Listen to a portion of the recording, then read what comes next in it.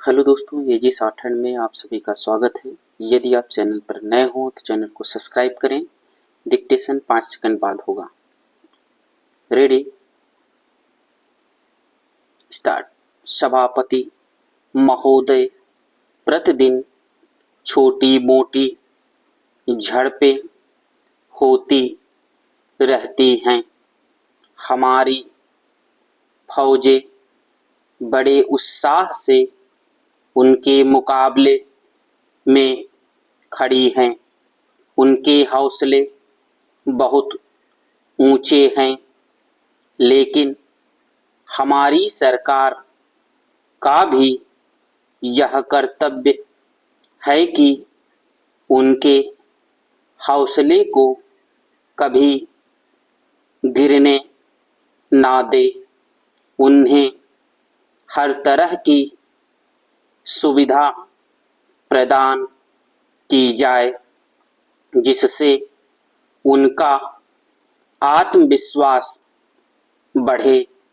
मैं मंत्री महोदय से अनुरोध करूंगा कि सरकार अपनी नीतियों के प्रचार का काम ठीक प्रकार से अपनी फौजों से करे।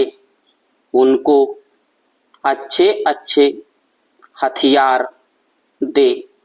अनुसूचित जातियों और आदिवासी जातियों के आयुक्त ने जो अपना प्रतिवेदन प्रस्तुत किया है, उस प्रतिवेदन को देखने से यह प्रतीत होता है कि इसको तैयार करने में उन्होंने बहुत परिश्रम से कार्य किया है।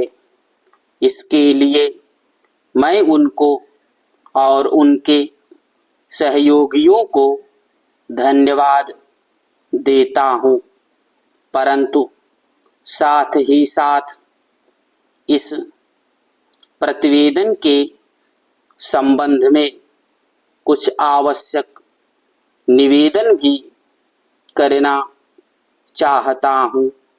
पहली बात तो यह है कि इस प्रतिवेदन को देखने से ऐसा प्रतीत होता है कि इन कार्यों के लिए जिस धन का उपयोग होता है वह 3 साधनों से उपलब्ध होता है।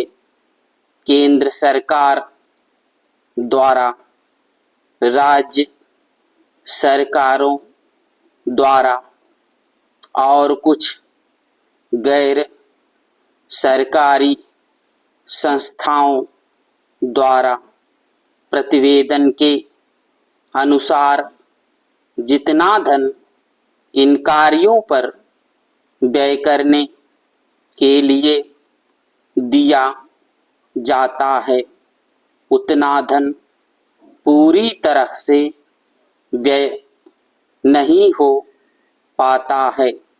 मैं यह नहीं कह सकता कि आवश्यकता से अधिक धन दिया जाता है या कार्यकर्ताओं को वह धन प्राप्त ही नहीं होता, जिसके कारण से वह बिना खर्च हुए बच जाता है।